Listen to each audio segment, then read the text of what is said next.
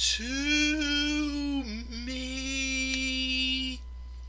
I reference that because, one, yes, for those who don't know, it is legitimately my birthday. And also, because WWE threw a terrible curveball at us last night, involving somebody who got that song sung to them by the best in the world about, 10 years ago now? Can't believe it's been that long already. As WWE did not treat me well to a pre-birthday present. Not at all. It was not a good day before my birthday present of Raw last night. And the thing was, ironically, I was too tired to review Raw last night, but I was not too tired to do the special gameplay I did that I'm currently exporting on my other computer right now. You see right there. And I will be uploading it and maybe playing another old game just for the fun of it tonight if I have time. After I talk about this shitfest of a Raw review. But of course, may have been ugly. May have been awful. May have been painful to watch. But what was great was absolutely glorious. It was just absolutely beautiful. I've talked about this all weekend. It's been one of the best things that's happened to me in a long time. Because I've got Deonna Purrazzo autographed photographs that she literally wished me a happy birthday. Thanks to my friend Joseph Miller. Okay, I will stop. I'm sorry. This is my birthday. After today, nobody cares about my birthday anymore. I'll put these photos away right now. Stop saying that, I'm so happy that Deonna Purrazzo wished me a happy birthday. Also the fact that, I'm jealous of the fact that she's with Steve Cutler. But you know what? It's good that they're together. It's good that they're happy. But it should have been me. It should have been me. It should have been me. Just kidding. I had to get some humor in there because there was nothing funny about this episode of Raw. This episode of Raw, the September 21st, 2020 edition of Monday Night Raw, took place at the WWE ThunderDome in the Amway Center in Orlando, Florida. And of course, I completely forgot, but this was the go-home show to Clash of Champions this coming Sunday.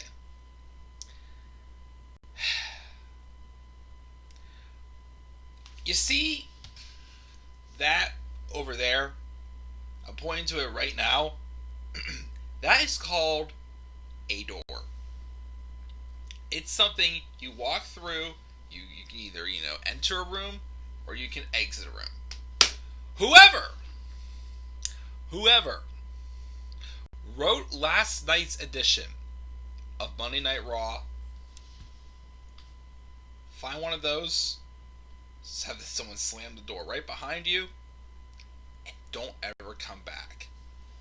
Because if I had it my way, whoever wrote last night's edition of Monday Night Raw and ruined the last night of me being 26 years old, as I now enter year 27, you're fired!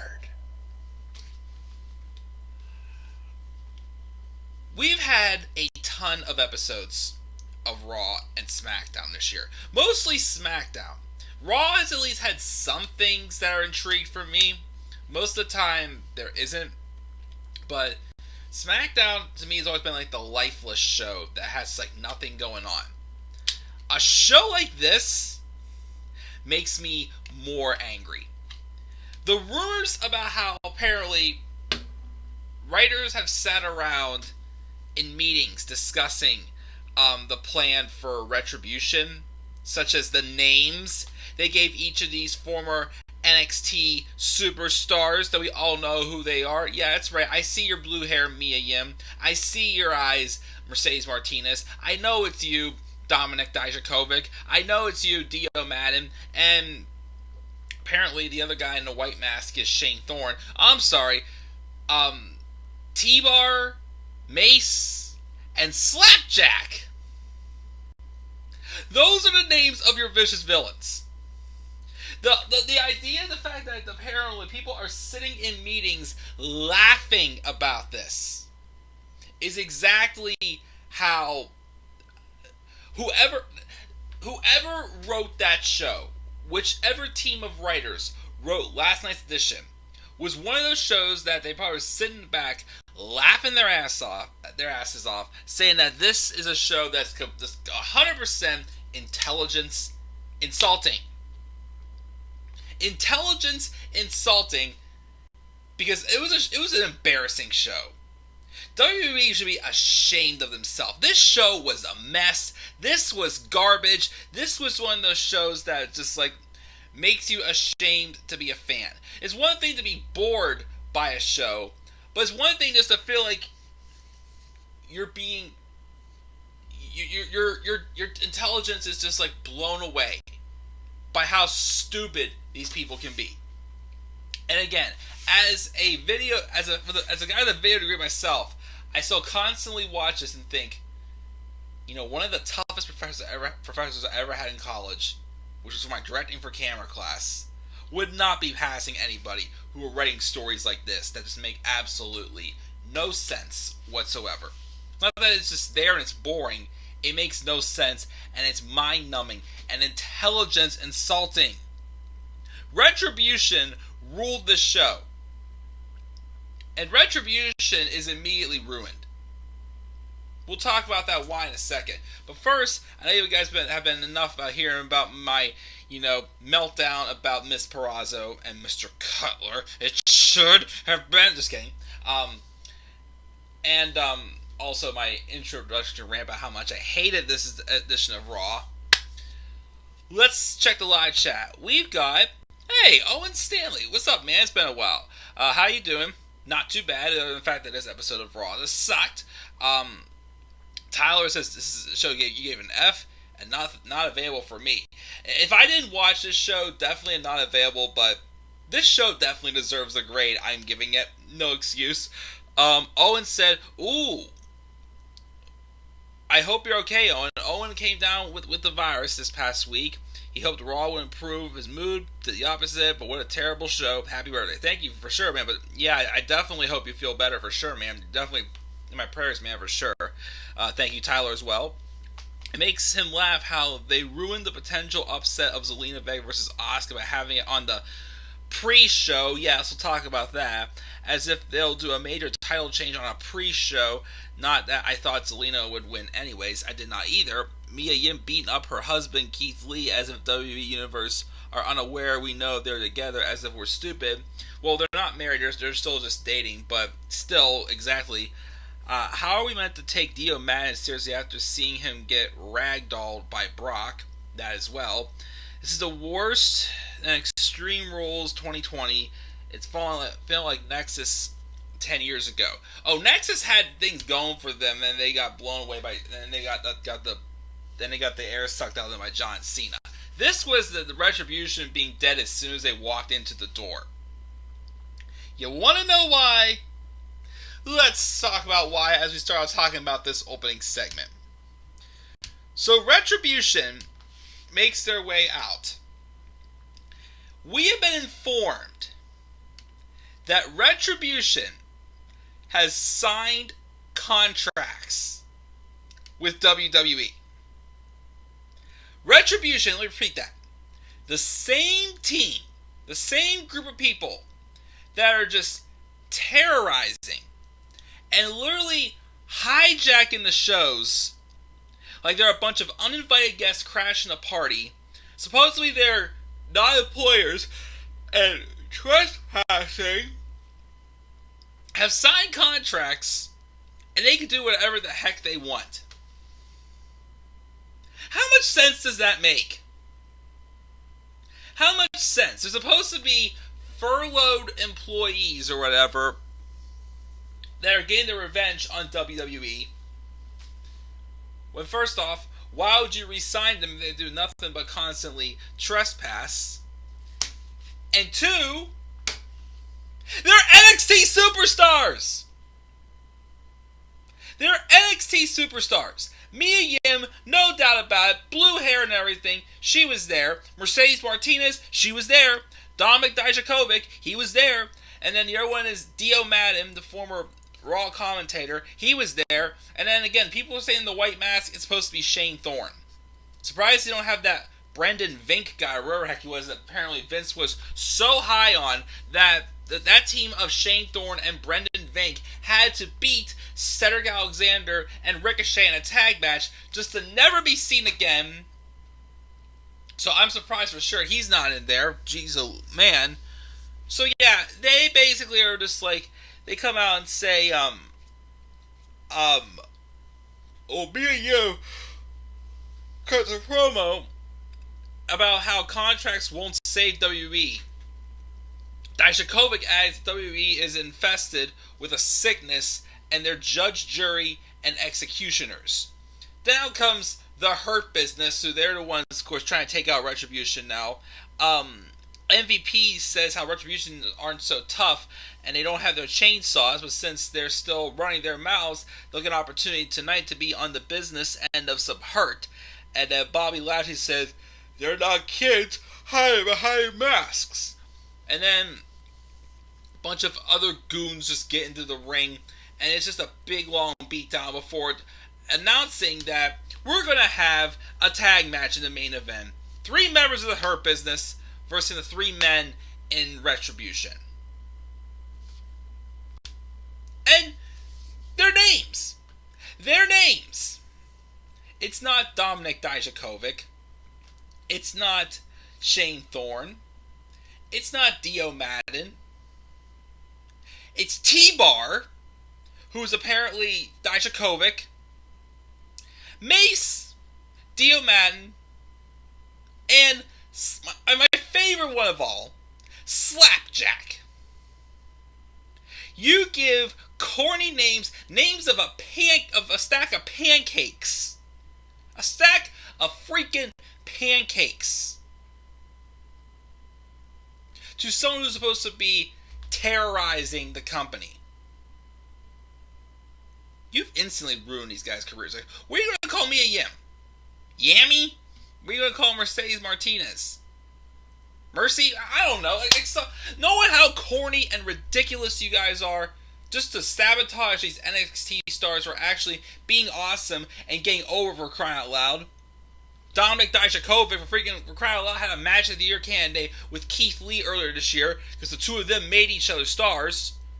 You know, Dio Madden, I've never seen in the ring. I thought he was decent on commentary. Shane Thorne has lost his momentum since, Nick Miller left WWE, but, I liked him when he was with TM61. And then Mia Yim and Mercedes Martinez are 2 awesome members from the women's division, but now what do you got them? Once again, why go to developmental, bring them up as something completely different, just to ruin them? Why? Because Vince did not create them. Vince and his stubborn, corporate bully ego just has to sabotage all these people's careers. I don't give a single shit about Retribution. I really don't. And to me, they were ruined even before they even stepped inside the ring.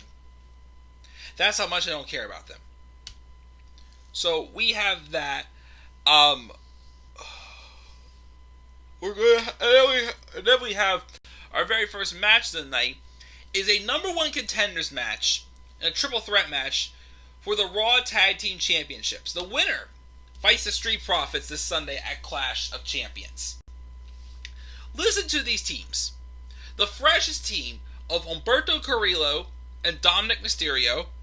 Okay, fresh, give something different for the tag team division to do. Seth Rollins and Buddy Murphy. Why on earth was Buddy Murphy out there with Seth Rollins after the vicious beatdown he gave them last week? And all of a sudden they're okay. They don't have like another talk or anything about, I was trying to teach you a lesson, blah, blah, blah. Nope, none of that. This comes out acting like nothing ever happened. And then Andrade Cien Almas and Angel Garza, who I swear broke up last week. I swore they broke up. Even when Zelina walked away and said she's done with this and she wanted to focus on her own thing, Garza and Andrade beat the crap out of each other. But they come back, they're chill, they're all cool, blah, blah, blah. And then they win! Oops. I mean about my microphone.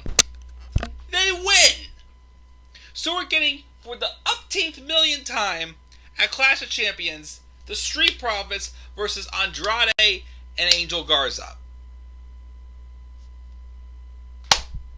You've teased them breaking up so many times now. Now that Zelina Vega leaves them, they have no manager by their side. They, they're basically not on good terms with each other. How is losing Zelina going to be able to help them win the tag titles? If this was SummerSlam, I'd say put the tag titles on them. Now, why put them on them? Seriously, why put them on them? There should have. And then Rollins and Murphy. Again, were they out there together tonight? Rollins literally walked out on Murphy for no reason, saying he had better things to take care of. We'll talk about that better things to take care of in a little bit. But it made no sense, and I didn't care. Garza and Andrade are going to challenge for the tag titles again, and this time I'm not even going to pick them to win for Sunday, because why should they win if they're just fighting? They don't even have Zelina Vega around anymore. It makes no sense. It makes no freaking sense, and it just kills me trying to even figure it out. Why it has happened. So we have that. Then we have the Kevin Owens show. He brings out Shane McMahon to hype up Raw Underground. All this was hyping up this big match on Raw Underground with Braun Strowman and Dabba-Kato, who literally they brought both of them out, Strowman and Dabba-Kato, just so they can just stare at each other and show how much taller Dabba-Kato is. He's 7 feet tall. I had to emphasize that. That's literally the only thing they knew about this segment, was just to emphasize how tall Dabba-Kato was. And then while they're two arguing, they're acting like nothing's going on to Kevin Owens just gets pulled down by Aleister Black. Instead of Black just viciously attacking him, he gives Kevin Owens a big dose of ring postitis there, and just slams Owens into the post in between the legs a few times, because that's probably making Vince McMahon laugh in the background. What's going on with Kevin Owens? Nothing. And what's going on with Aleister Black? Kevin Owens is just a talk show host that's just beat up by Aleister Black for no reason.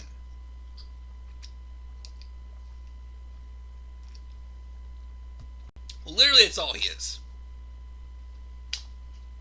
So yeah, and then of course Raw Underground happens, and it was just, who do we even have fighting? We had Dolph Ziggler and Rick Moss.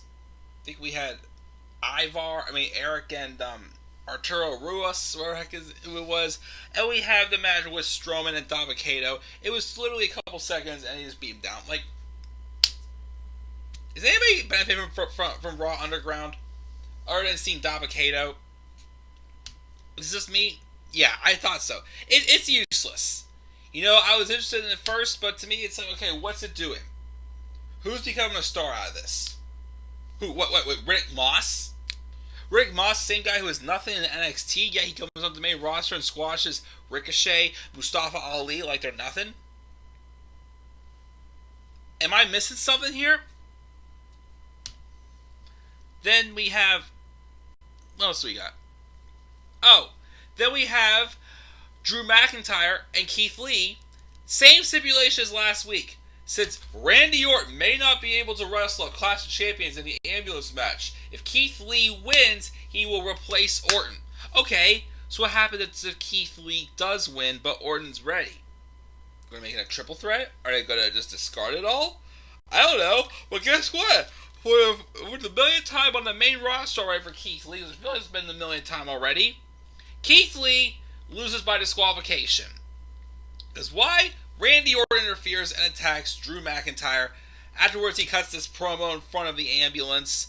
How, of course, he was just enjoying his own pain because he knew that's the pain that everybody else felt whenever he would take them in the skull and write them out of action.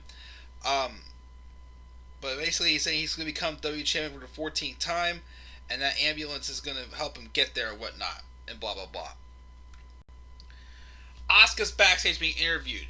She was interrupted by Billie Kay, who did a spot-on impression of her by saying that she's giving the title matches away. Peyton Royce says she could get an opportunity too, but Asuka's like, "Are you guys still friends?" Which they like, "Oh yeah, we are. We're not a tag team anymore. We still support each other. Yet they're out there for each other's matches. Why are we have to say we split these two up when they're still out there, basically, still being a team?" If you wanted to give Peyton Royce a singles push, you didn't have to fully break up the Iconics. Because to me, it feels pointless to even said they broke them up. So then we have a match with Mickie James and Zelina Vega, and the winner faces Asuka for the Raw Women's Championship on Sunday. Zelina Vega wins, and then it's announced it's on the pre-show. The same championship that main evented WrestleMania 35 is now on the pre-show. So you're telling me that you're super high on Zelina Vega, which I won't deny. I definitely at some point wanted to see her in a women's title match. My thing is though, it's too soon. But she beats Mickie, so that happens. And then of course the Iconics then I think come out.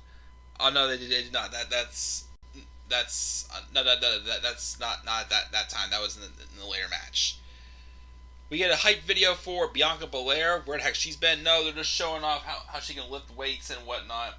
But once again, what else are you going to do with her for crying out loud? Probably nothing. We have this dumb segment where Akira Tozawa is trying to track down R-Truth at the beach, and R-Truth there was little Jimmy, and they're saying they are being chased by a shark. Like, dear Lord, that shark looks so fake. I'm sure Vince got a kick out of it and was laughing his ass off about it. Cedric Alexander and MVP then come out. MVP calls Retribution out and says they definitely come to know why they're the Hurt Business. They can call themselves judge and jury all they want, but make no mistake, the Hurt Business are executors. Cedric agrees and calls Apollo Crews out for using him for months, pledging that he's going to show him that he doesn't give a damn about him or his kids, which brings out Apollo and Ricochet, and Apollo says the only thing he cares about is punching him in the face, and he tells Lashley that he hasn't forgotten about the U.S. title, and he's going to get his rematch on Sunday. Cedric and Apollo have a decent match. Sadly, probably the best thing on this show, I thought. Apollo wins, though, with the Oklahoma roll-up. I guess give him the win since he has the U.S. title match, but he's not winning that U.S. title back, no. Even after this is done, I guess Apollo was supposed to turn heel first. It's going back to catering. So much for, making Apollo Crews a star and giving him a push, so whatever. Anyways. So, we got that. We had that Raw Underground match with Arturo Ruas and Dolph Ziggler. Oh boy, let's check the live chat first before we talk about this next segment that happened. We have in the live chat, let me see here. Thank you. Owen says thank you for sure. We got Junior Campbell. Randy Orton's League of Retribution because he was in the rain last night and they didn't do anything about beating him up. Maybe, who knows? Hurt Businesses are now faces all of a sudden. Who the heck knows? They're still being treated like heels, but now they're being the heroes, I guess. Who knows? Retribution needs a big, strong name leader desperately. I'd love for it to be Samoa Joe. Oh, no. If they make Samoa Joe, they give Samoa Joe some unbelievably ridiculous name. Who knows what they would call him? Joey? Who knows? Oh yes, MVP is great for sure. I'm sure this will just lead to Cena burying them at next year's SummerSlam. Oh, who knows what's going to happen? Again, Retribution's already done. They're already screwed. Vince needs to get over his ego. This match exposed that Dominic isn't ready yet. A big, complex match that didn't make him look great. Don't know why they're putting him in that situation. Isn't Braun on SmackDown? Oh, he is. I don't know why that that they're literally, why they're having them be on Raw Underground. But, I know why. Because they had nothing to do for him. This is literally what the booking Braun Strowman would have been getting if Roman Reigns didn't go home for the pandemic. Like I kept saying, Braun Strowman was only Universal Champion because WWE needed him to be champion. They didn't want Braun to be champion. They needed him to be champion. So the moment, Roman's back, boom, he's back. It's back to him being treated like an idiot and doing this dumb shit that he's doing for sure. And yes, I do agree Dominic's not ready. However, this feud with him and Seth just needs to end. It's dragged on enough. Dominic's lost him 3 times. Let's move on to something different. But nope, they had to make another little twist to it, which is so stupid. It's just like when last year's Clash Champions when AJ Styles was on the pre-show. Oh goodness, don't even get me started. I would much rather see Asuka and Zelina Vega on the pre-show than AJ Styles and Cedric Alexander. That was so dumb last year. This is why there needs to be a minor women's title, like the equivalent to an IC or something. So many women waste it, use a new title, and build them through into women's title challengers. Yeah, it could work. Oh, mention it again. Is there really enough depth in the roster, though? Who knows? So, we have that. Let's talk about this segment. First, let me get a swig of my drink.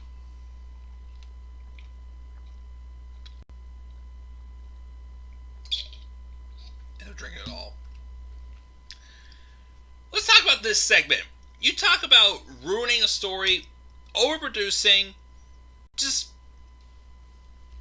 this is a candidate for worst segment of the year, right here, just saying. So out comes Seth Rollins with a manila envelope in his hand. He says he's had the Mysterio's number for a long time. He thought he was free of the torment, but something's been bothering him about them. He was inspired to look into it because of a series of photographs posted on WWE.com. He shows a picture of the Mysterio family. He says how Dominic, he's much taller.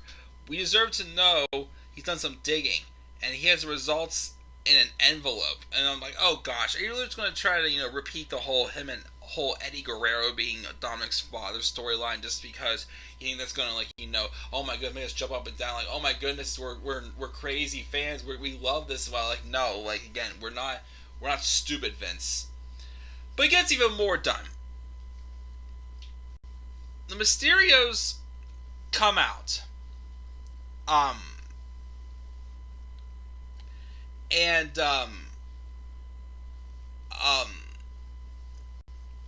then they come out and Ray says they're all tired of Seth's mind games and they're going to give him a beating for this, which, come on, just finally do and get this over with.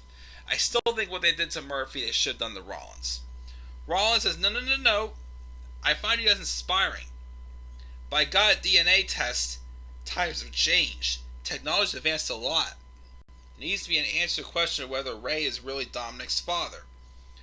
Which Ray is like, oh come on, not this again. And then Rollins pulls it out and claims the DNA is conclusive that Ray is not Dominic's father. Ray says, this didn't work then and it won't work now. So why not stop running the family name through the mud? But then Seth says, no, I'm onto something.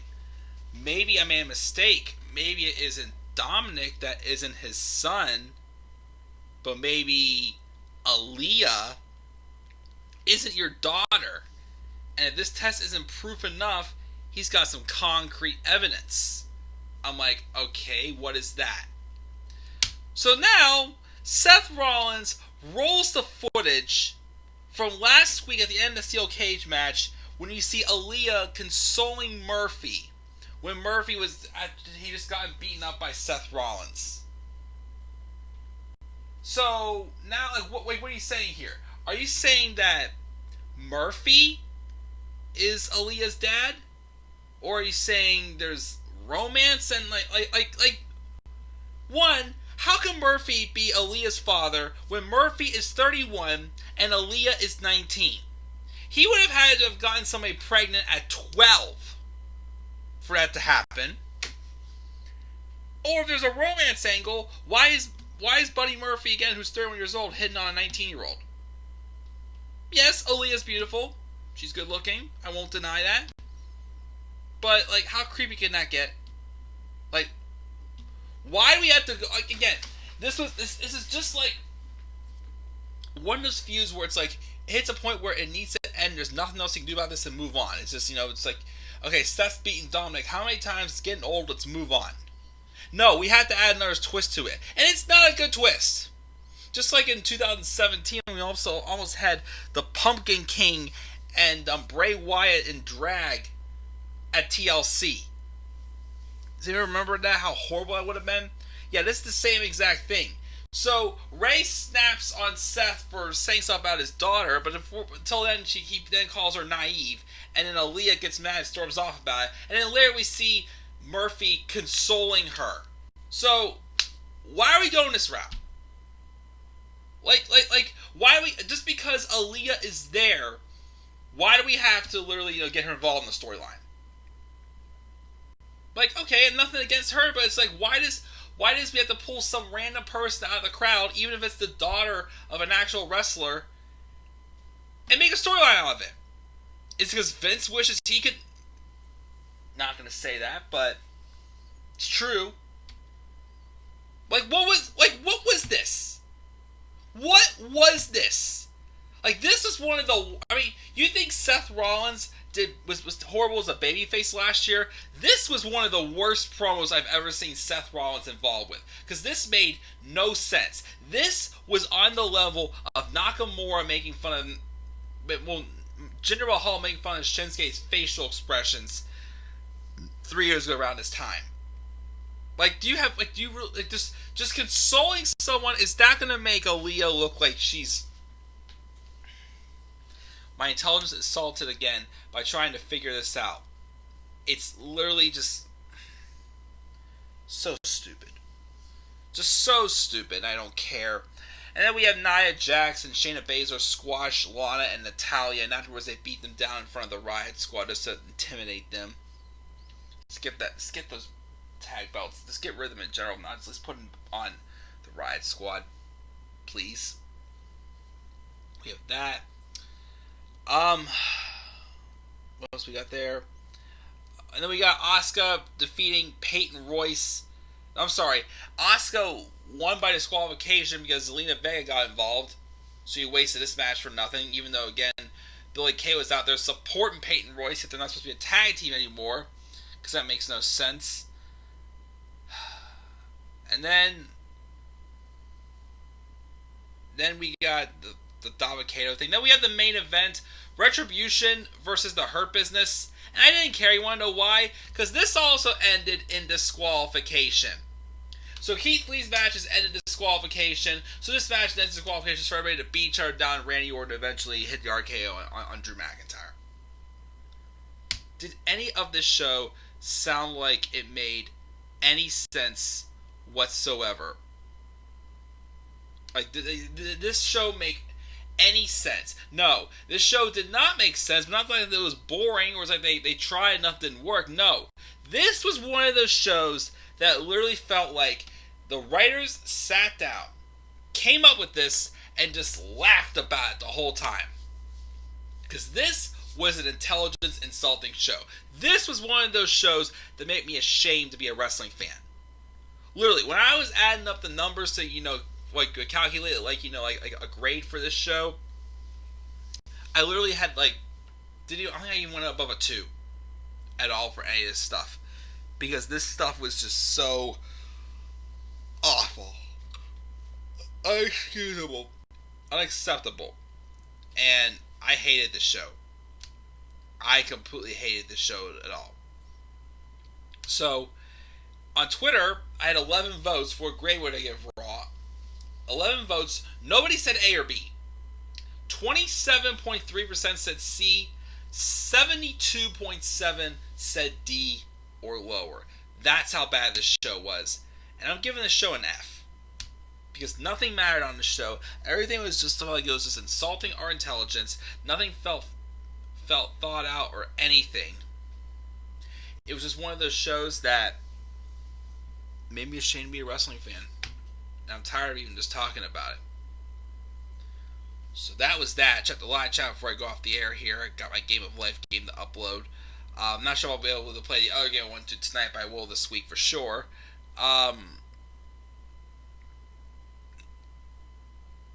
We got Mr. Q's expecting for action.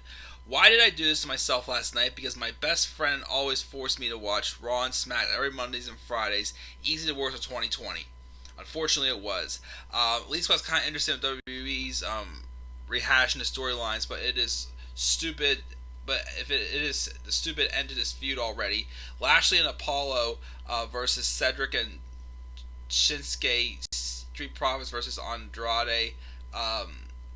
All that. Oh yeah, rematch City for class champions. Yes. C- show maybe a D. Wish the shows were better and the TV matches were good because that's why I missed them most. Oh, don't we all? Don't we all? But unfortunately, as long as Mystic Man's around, we're going to get shows like this quite often, unfortunately. And guys, that's going to do. I'm a little tired. Might lay down for a few minutes, rest my eyes before I, do other things. Well, I got to upload my Game of Life gameplay anyway, so I'll do that. So, yeah, guys, that's going to do it for this live view of Raw. Again, thanks for those of you who also wished me happy birthday as well. And, again, I wish it could have been with more family and whatnot, but because what's going on right now, who knows. And also, continue to pray for our friend Owen here, who is dealing with it himself. Definitely hope you get better as well, my friend. So, guys, that's going to do it for Raw. Gave it an F. What are your thoughts on this week's episode of Raw? Was this the worst episode of Raw to you? What were your thoughts on Retribution? How bad the names are for there and everything? So yeah. That's going to do it, guys. Slap a like on the video. Subscribe or comment on my channel. Follow me on Twitter at DemandAir93. And with that, guys, I'll catch y'all later. Have a great night. Peace out, everybody.